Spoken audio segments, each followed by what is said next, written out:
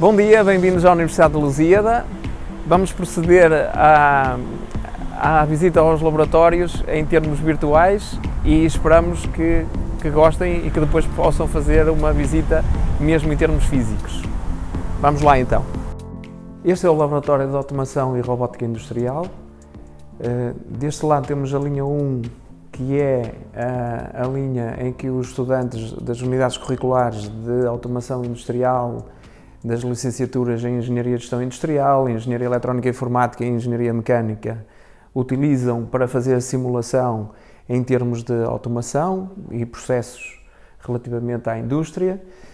Deste lado temos uma linha complementar, que é uma linha usada para as redes industriais, normalmente como o Profibus, DeviceNet, EtherCAT e entre outras. Estas linhas fazem com que se possam, em que os estudantes trabalham normalmente com processamento de imagem, trabalham com processamento de sinal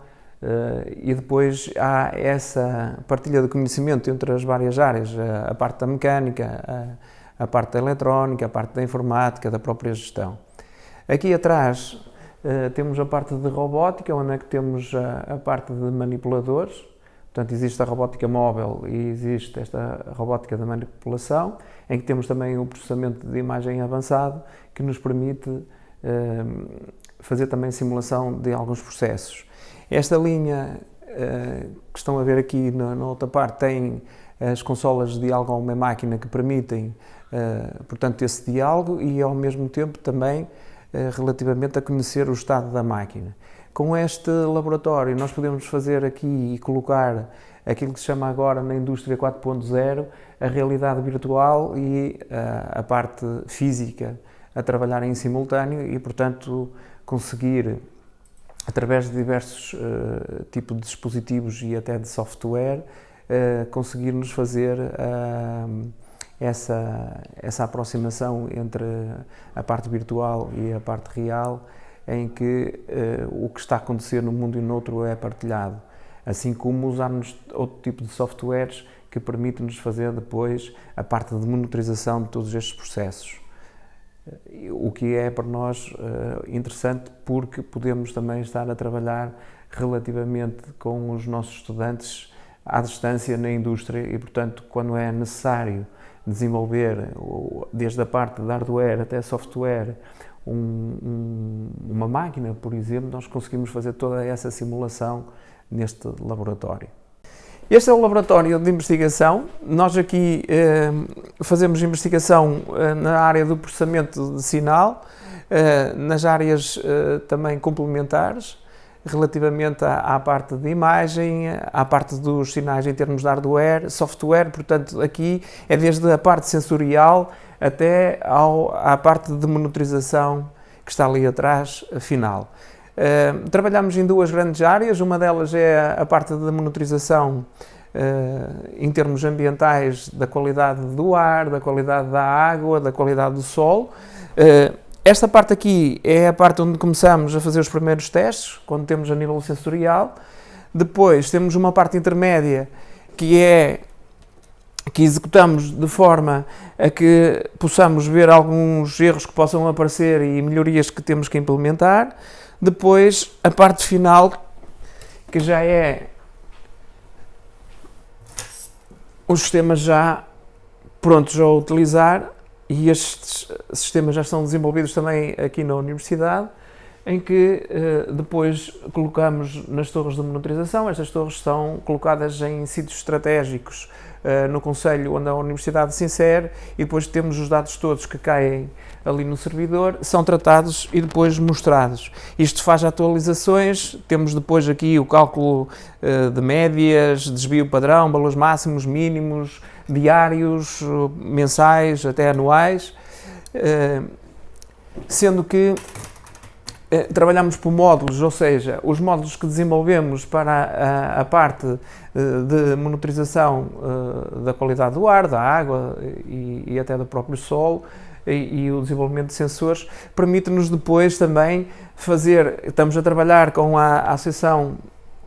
Portuguesa de Paralisia Cerebral e a APPA-CDM, que é a Associação de Pais e amigos do Cidadão Deficiente Mental de Braga, que tem também aqui um polo em Vila Nova de Famalicão. E, por exemplo, só para terem uma ideia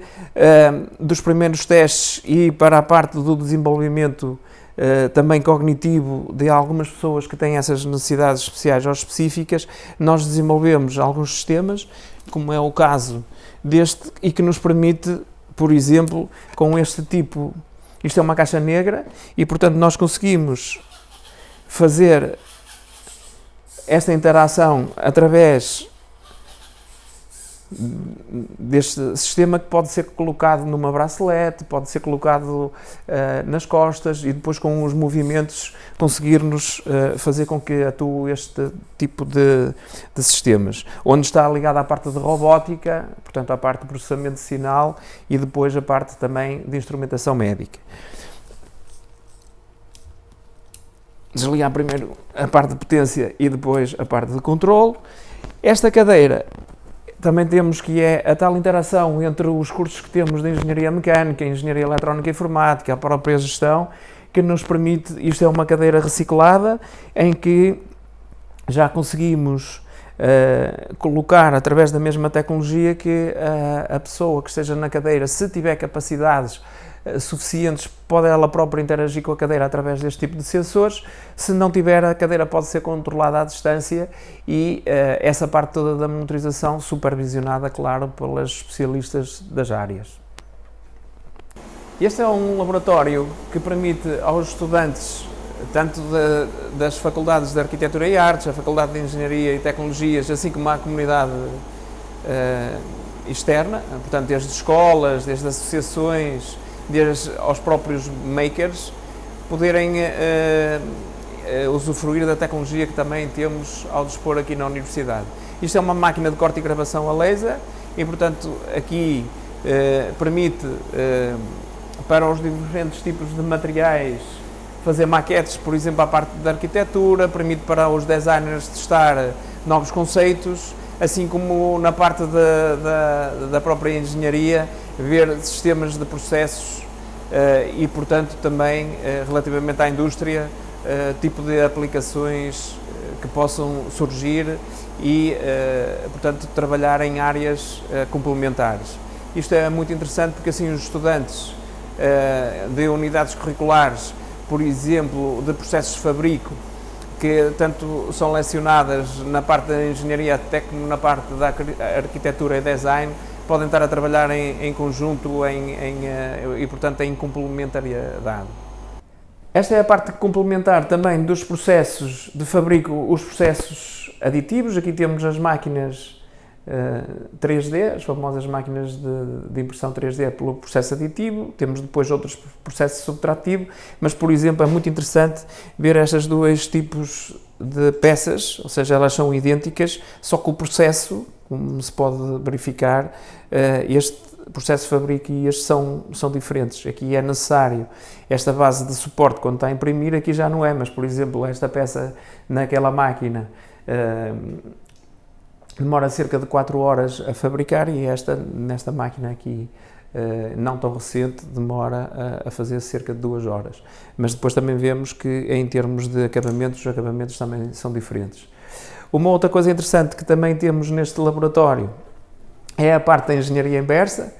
ou seja, estes sistemas que estão aqui permitem-nos fazer relativamente à aquisição